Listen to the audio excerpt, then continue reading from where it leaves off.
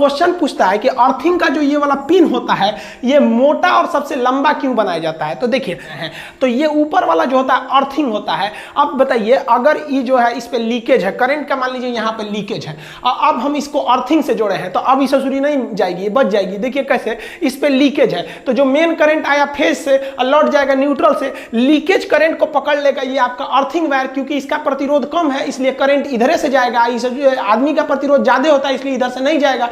और अर्थिंग का यूज केवल सेफ्टी के लिए किया जाता है। जैसे मान लीजिए कि यहां से करंट आ रहा है तो रेड वाला फेज है वो ला रहा है और न्यूट्रल है ब्लैक वाला, तो आप इसमें से इसको खोसिएगा तो करंट लेके आएगा और करंट इस फ्यूज में गया है। तो देखिए यहां से तो रेड वाला करंट है, ये तो आ गया फेज और इसको चालू कर देगा फ्रिज को, और लौटने का रास्ता ये न्यूट्रल से ये लौट जाएगा। लेकिन जब कभी कोई इक्विपमेंट ज्यादा काम कर देते हैं, पुराने हो जाते हैं, तो हो सकता है कि यहां पर तार कहीं घिस गया हो पुराना होने से, और घिसने के बाद इसके बॉडी से टच हो गया हो।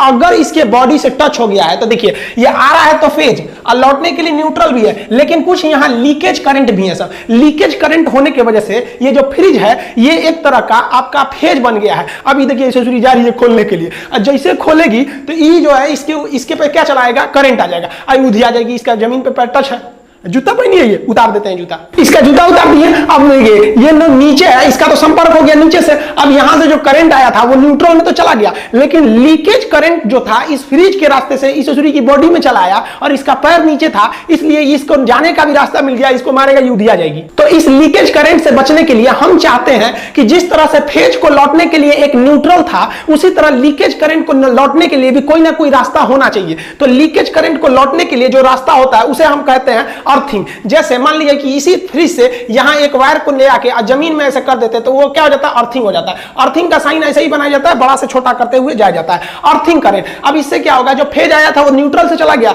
और लीकेज करंट जो था इस फ्रिज का इस वायर के रास्ते अर्थिंग में चला जाएगा। अब आप कहेंगे कि सर तब तो हर सामान में एक उसमें खोद करिए और उसमें तार बांध के जगह जगह घर फोड़ के उसको अर्थिंग करिए, घरे खराब हो जाएगा ये अर्थिंग से। तो देखिए अर्थिंग सेफ्टी देता है, इसको कहां लगाया जाता है। अर्थिंग जो होता है ना, इसका जो प्रतिरोध होता है, क्वेश्चन पूछेगा कितना होना चाहिए, तो अर्थिंग का प्रतिरोध रेसिस्टेंस बहुत ही कम होना चाहिए, 8 ओम से भी कम होना चाहिए। जबकि हमारे शरीर का जो प्रतिरोध होता है, अगर शरीर भीगा है तो 1000 होता है और अगर सूखा है तो 1 लाख हो जाता है। तो यानी हमारा शरीर सूखा है तो करंट को 1 लाख से धकेलेगा, अब भीगा है तो 1000 से ढकेलेगा, और जो अर्थिंग होता है वो महज 8 ओम से ढकेलता है। इसलिए कोई भी कहां जाता है, प्रतिरोध मतलब होता है रुकावट, ब्रेकर। अब आप बताइए, आप गाड़ी से जा रहे हैं, एक ब्रेकर इतना ऊंचा है, अब बगल वाला ब्रेकर थोड़ा सा है, तो गड़िया वाला को देखते हैं मुड़ा के जाता है, कहता दूर हचका पे से कौन जाएगा। तो हमारे शरीर का प्रतिरोध यानी ब्रेकर ज्यादा हैवी होता है और अर्थिंग का ब्रेकर कम होता है, इसलिए लीकेज करंट इधर न जाके नीचे चला जाता है। अर्थिंग के लिए अर्थिंग का प्रतिरोध हमेशा कम रखा जाता है, 8 ओम से इसे नीचे रखना चाहिए। देखिए अर्थिंग को ही हम ग्राउंड कहते हैं, ये एक तरह से सेफ्टी के लिए ही यूज किया जाता है, जबकि ये एक तरह से कहिए तो जो लीकेज करंट है उसे वापस जाने के लिए रास्ता दे देता है। अर्थिंग वायर हमेशा और हमेशा हरा रंग का रहना चाहिए, इसे 10-15 फीट जमीन के अंदर गाड़ दिया जाता है, एक प्लेट को, तांबे का प्लेट, और उससे एक रॉड निकाला जाता है, उसमें कोयला, चारकोल, नमक को डाल दिया जाता है ताकि अच्छे से गल के उसमें वहां पे मॉइस्चराइजर बनाया रहे। और उसके बाद एक रॉड निकाल दिया जाता है। रॉड से क्या किया जाता है कि एक रॉड से एक हरे रंग का अर्थिंग वायर को लाते हैं और इस अर्थिंग वायर को ले आके ये जो एक्स्ट्रा ऊपर वाला छेद दिया रहता है ना, इसी में जोड़ देना चाहिए अर्थिंग वायर को ले आके।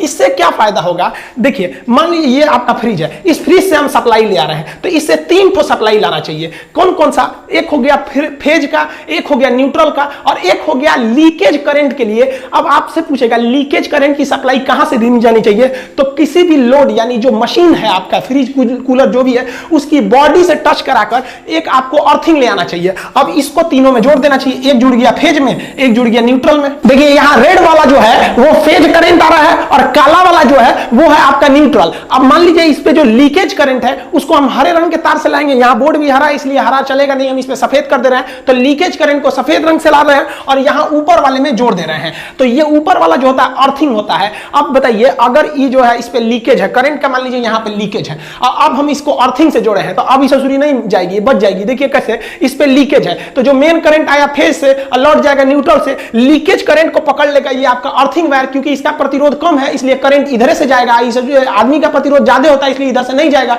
और ये होते हुए इस प्लग में चला जाएगा और इस बड़े वाले को हम लोग ऊपर वाले में खोस देते हैं और ये इस रास्ते से जमीन में चला जाएगा, अतः लीकेज करंट गया जमीन में। जमीन सबसे बड़ा 4 सिंक है, इसमें कितना भी वोल्ट का करंट दे दीजिए सोख लेता है। तो ये हो गया आपका अर्थिंग वायर। अब क्वेश्चन पूछता है कि अर्थिंग का जो ये वाला पिन होता है ये मोटा और सबसे लंबा क्यों बनाया जाता है? तो देखिए हम ये इसमें क्यों बनाया जाता है, जैसे मान लीजिए कि हम इसमें खोसे इसमें, तो हमको सबसे ज्यादा जरूरी क्या है कि फ्रिज भले देर से चले लेकिन करंट ना मारे, इसलिए अर्थिंग वायर को लंबा बनाते हैं कि पहले ही ये किसमें घुस जाए, प्लग में घुस जाए। और जैसे डालेंगे पहले प्लग में घुस जाएगा तो सबसे पहले ये प्लग जो है ये किससे संबंधित है, ये अर्थिंग वायर से संबंधित है। और ये किसको लेके आ रहा है, लीकेज करंट को। तो जैसे घुसाएंगे तो सबसे पहले लीकेज करंट को भेज दिया, और लीकेज करंट को भेज दिया उसके बाद ये दोनों का साइज सेम होता है, ये घुसेगा तब इसको देगा फेज और न्यूट्रल। पता चला पहले ही फेज दे दिए, अब बाद में लीकेज को ले जा रहे हैं, उसी बीच कोई छू लेगा तो उसको धमाक से उड़ा देगा।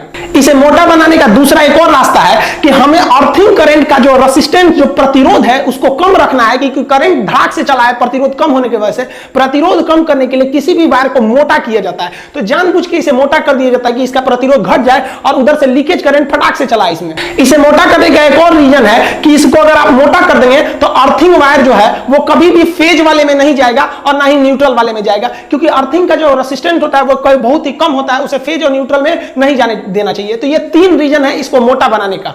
देखिए अर्थिंग जो होता है वो 2 तरह से लगाया जाता है। एक सरकार की अर्थिंग होती है जो सरकारी लाइन से आती है, वो हर जगह अवेलेबल नहीं है, और कुछ ऐसी अर्थिंग होती है जो व्यक्ति खुद से लगा लेता है। जैसे आप इस एग्जांपल में देखिए कि ये पावर सब स्टेशन है, इसमें आपको 2-3 ठो लाइन दिख रही होगी रेड कलर की जो आपकी फेज लाइन है, एक ग्रीन कलर की जा रही है जो अर्थिंग है, एक काले रंग की जा रही है जो न्यूट्रल है। अब ये वाले घर वाले भाई साहब क्या किए हैं, आप ध्यान दीजिए कि वाले इस वाले से क्या ले लिए हैं, फेज ले लिए हैं, एक न्यूट्रल ले लिए हैं, एक अर्थिंग ले लिए हैं। इनको फेज भी मिल गया, जाने का रास्ता न्यूट्रल भी मिल गया, इनमें घर में किसी को करंट भी मारेगा तो ये अर्थिंग में चला जाएगा, ये घर सुरक्षित है। लेकिन ये वाले भाई साहब को देखिए, ये अर्थिंग लाइन से अर्थिंग लिए ही नहीं है, लाल वाले से फेज ले लिए हैं, काले वाले से न्यूट्रल ले लिए हैं, लेकिन ये भी बंदा होशियार है, ये अपना पर्सनल अर्थिंग लगा के रखा है। देखिए यहां पे इसने क्या लिया है, पर्सनल अर्थिंग, तो ये भी बच जाएगा। ये सरकार का फायदा उठा रहा है, ये अपने दिमाग का फायदा उठा रहा है। बकलवा को देखिए, सब स्टेशन से आया लाइन 3 फेज जा रहा है, एक ठो फेज ले लिया अपने घर में और एक ठो न्यूट्रल ले लिया जाने के लिए, और सरकार इस एरिया में अर्थिंग दी ही नहीं थी और यो ससुरा अपने घर में अर्थिंग नहीं लगाया तो उड़ेगा, इसके यहाँ करंट मारेगा किसी को तो झनाक से उड़ेगा ही।